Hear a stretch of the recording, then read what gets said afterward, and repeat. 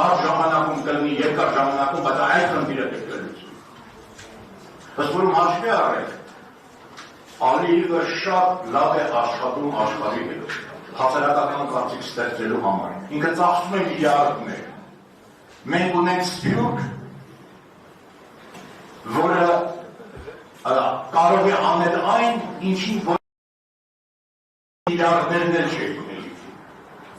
Ու մենք այդ բանը չենք օգտագործում։ Իհարկե Արցախի հետ միասին պետք է լինի գերիների վերադարձ եւ այլն հասկանալու, բայց պետք է ձևակերպել այդ պահանջները։ Սահմաններ Ադրբեջանի հետ ես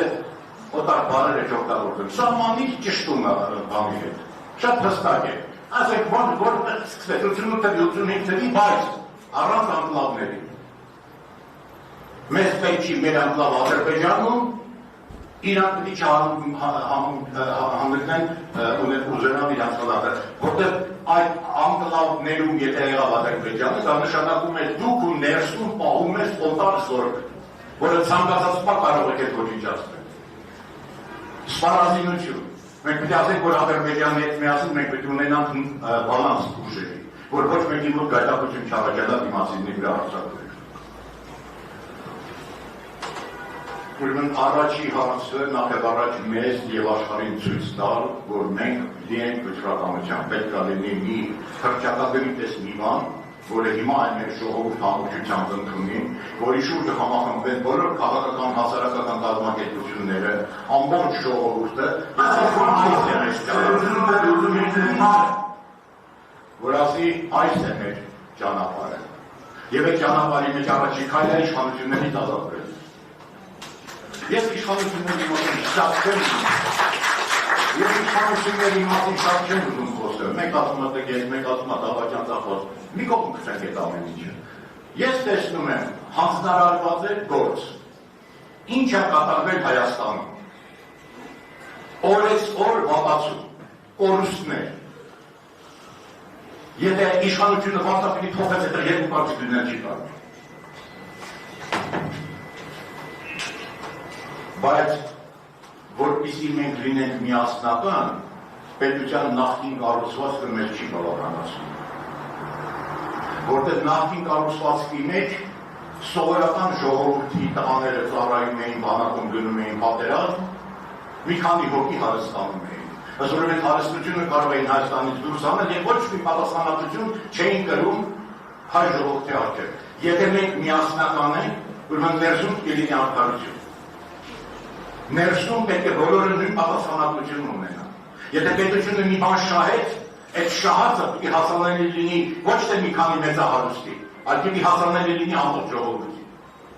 Եթե մենք այդպիսի կառուցվածք չունենք, ժողովուրդը երբեք միասնական չի լինի։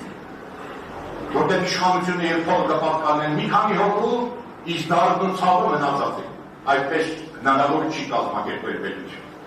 Մենք ընդհանրապես ասած պետք չի կապիկի պես կապկենք, տնօրինակենք եվրոպական բոլոր բանը ամեն ինչները։ Մենք անկախ պետություն ենք, մենք կառավարման ձևը, ես գտնում եմ, որ եվրոպական ձևը լավագույնն է, այդ ժողովրդավարությունը բանը որը կա, այդ ձևը մենք պիտի վերցնենք, բայց պարտադիր չի մենք իրենց արժեքները լրիվ վերցնենք, մենք մեր արժեքներ ունենք։ Մեր արժեքների մեջ կարևոր է ընտանիքը, կարևոր են երեխաները, կարևոր են, որ երկու սեր կա, այդ ամեն ինչը կարևոր է, ինչու մենք իրանցից վերցնենք։ Ամեն մեկից վերցնենք այն ինչ որ մեզ պետք է, բայց դարձնենք մերը, ոչ թե աշխատենք դրանով թուրգալ մյուսներին։ Եվ մեկ էլ, երբ որ մենք հարաբերություն ենք անում որևիցե երկրի հետ, չի կարելի հաշվի առնել, թե երկրի ներսում ինչ կառուցվածք կա։ Նայեք, Ռուսաստանից մենք դող չենք, բայց Ռուսաստանի դեմ այդ շարժումները որ սկսվեցին, ինչի սկսվեցին, որ դեմոկրատական չի, այսինքն Եվրոպայից եկած սպարս բաները, նրանք Ուկրաինայի հարցում ինչ-որ պրոբլեմներ ունեն, մեր մոտ մի քանի երիտասարդի փող են տալիս, այն մյուսներն են ապուշացած հետները գնում են, սկսում են մեր հարաբերությունները երկրների հետ չացնել։ Միացյալ Նահանգները եւ Սաուդյան Արաբիան նույն կառուցվածքով ունեն, էյապես տարբեր են։ Ամենամոտիկ պետություններն են։ Մենք դաշնակիցներ ունենալու ժամանակ բացարձակապես պիտի հաշվի չառնեն իրանց ներսում ինչ կարգեր են, այլ պիտի հաշվի առնենք այս պետության և մեր շահերը համընկնում են, կարող են իրար օգտակար լինել, թե ոչ։ Եվ այդ մանկական խաղերը գաղափարախոսության վրա, բարոյական կամ լիբերալիզմի կամ չեմ ինչի գաղափարների վրա բարեկամներ կորցնել և թշնամացնել, դրանից ավելի սարսափելի բան չկա, այն ինչ որ կատարվում է Հայաստանում։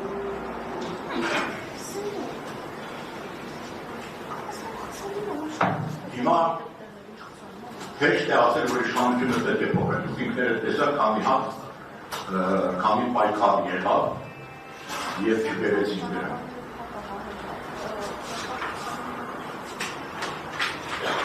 Ես նորից կրկնում եմ, որ երբ որ խոսքը գնում է մարդկանց մասին, որ արի այս մարդուն փոխենք և չեմ իմանում ում բերենք դնենք դրա տեղը, ժողովրդի համար է դա ոգևորիչ չի։ Դուք ժողովրդին համոզես, որ կա մի ճանապարհ, որով այս պետությունը գնում է և այդ ճանապարհը տանում է դեպի անդունդ, և կա ճանապարհ, որով մենք կարող ենք փրկվել։ Եթե գալիս ես մեր ճանապարհով, եկեք միասին համախմբենք։ Պետք է ստեղծվի համազգային ճակատ, որի խնդիրը Նիկոլին Քսերը չի, որի խնդիրը ճանապարհով գնալն է, Նիկոլի Քսերը դա հետևանք է այդ ճանապարհից, որտեղ այդ ճանապարհը պահանջում է, որ իրան քսես։ Որտեղ սկսենք վիճել, թե ով լինի Նիկոլի փոխարեն, սի մարդու անուն պետք է չի տա։ Եթե այդ ճակատը չկա, իմպիչմենտը փակուղի է, ընտրությունները փակուղի է։ Այն, որ առանց շարժման իմպիչմենտ չի կարող լինի, բոլորիս հասկանում։ Գանք այդ ընտրությունները։ Այս ընտրությունները, որ դիլին են 26 թվին, էապես տարբերվում են 21 թվի ընտրություններից ինչու։ 21 թվին կար շարժում, պատերազմից հետո մեծ վախ կար իշխանությունների մեջ ժողովրդից, և այդ շարժումը իշխանություններին մտցրել էր բունկերում էին հիմնականում։ Եվ իրանք գտան փրկության միակ ձևը, դա ընտրություններ հայտարարելն է։ Բայց եթե ընդդիմությունը չգայթակվեր, և ոչ թե ասել մենք են գնում ընտրությունների, ասել որ մենք դեմ ենք ընտրությանը, մենք շարունակելու ենք այս պայքարը, լրիվ ուրիշ վիճակ ունենայինք մենք ստեղ։ Այնպես որ չասեն, որ դե ընտրություններ ուզած-չուզած գնացել ենք, չէ, այդ ընտրությունը առանց ընդդիմության համաձայնության տեղի չի ունեն։ Այս ընտրությունը ուրիշ է։ Այս ընտրությունը մենք ուզենք, չուզենք, այս ընտրությունը տեղի է ունենալ։ Ոմանք հիմա նայում են, ես հեռուստացույցով, մամուլով նայում եմ, հայտարարում են, որ մենք հիմա մեծ թիմ կկազմենք, մենք ենք որ կանք կգնանք ու կհաղթենք։ Այդ մարդիկ ոնց թե վերջի 30 տարին Հայաստանում չեն ասում։